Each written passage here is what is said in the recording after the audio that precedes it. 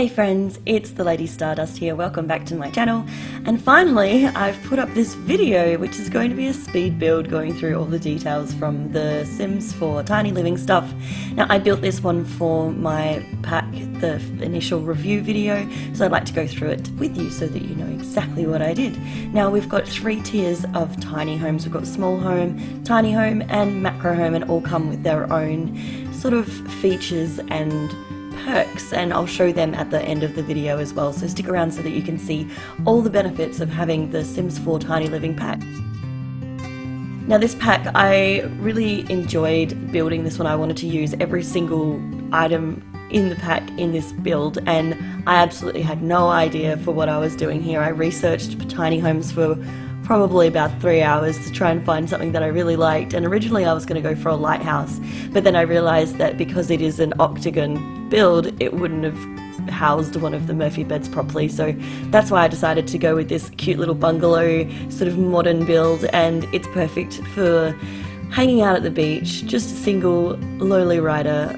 I created a sim. His name is Zuriel, and he is a bit of a recluse, so he's got the erratic trait. He's also a writer, so this is where he's going to spend his days writing all sorts of stories by the ocean.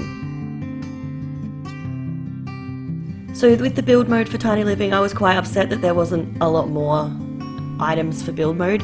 In fact, we got a door, and that's all. So as you can see, I am modelling the door at the front of the house there.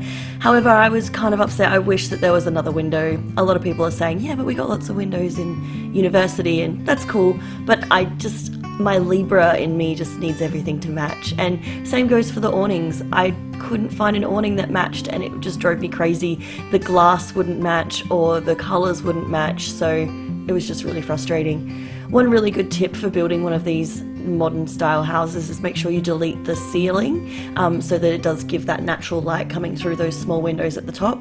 And using small windows at the top does give you the opportunity to use more wall space on the inside for clutter, and especially for placing Murphy beds, but sometimes you might need a little bit more sunshine, so I made sure that there was a nice view of the ocean here for my sim as well.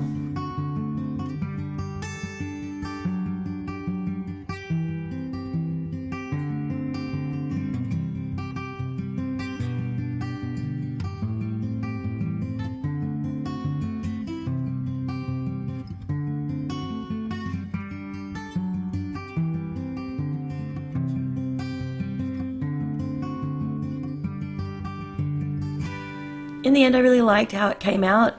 It's super cute, and it's up now on the gallery. You can check that one out under my username, which is TheLadyStardust now. So I think it's TheLadyStardust_AU. I'll check that and I'll pop it in the video there for you. When I make buildings, I always love to do a bit of shading and terrain paint, because it's not like you're ever just going to see a house just plop straight onto a lot. So I always like to go under and do some shading with some terrain paint and make it look like it's been there for a while, or it was planned at least. Also, just so you know, you can't put a pole in the island living area, Solani, but it does not count towards your total count of tiles, because with the micro home you had to be under 32 tiles, and I tell you, it is a challenge, and that's one of the best parts of this pack, and I really like it. So now we're going to go through the design and how I went on the inside. I decided to go with all white, or as much white as possible, with hints of the teal blue throughout the property.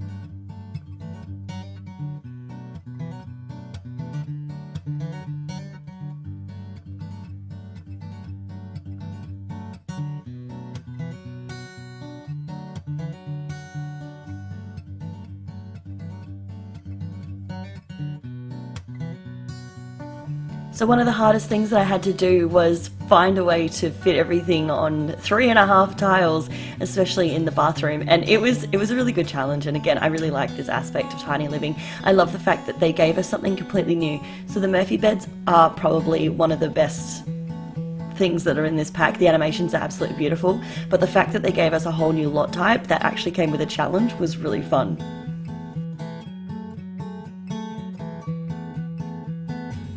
Another thing that really drove me crazy was that we don't have a matching kitchen set, and you can make this super easy by using one of the mini bar fridges from Discover University. You literally don't need any room for a kitchen at all, but I decided to build a minimal kitchen for them as well.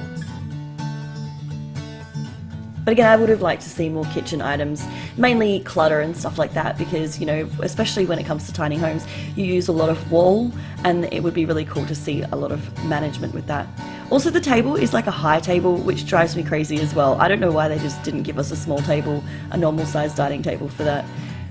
But the Murphy bed is hilarious, the animations are great, and you can check that out in my review video, which I will pop here so you can check it all out and see how I tortured my poor sim. But I'll leave you to it. This is my Sims 4 tiny living house. It is, I think it's called the Micro Beach House. So I've popped it up on the gallery. You can check it out under my username, TheLadyStardust AU. So don't forget to check it out. Don't forget to leave a like and hit subscribe if you like my videos. And I'd love to see you in my next one. I'll leave you to it. Don't forget to stay around to the end so we can go through all the different traits. And I'll see you in my next video. Thanks guys. Have a wonderful day. Bye.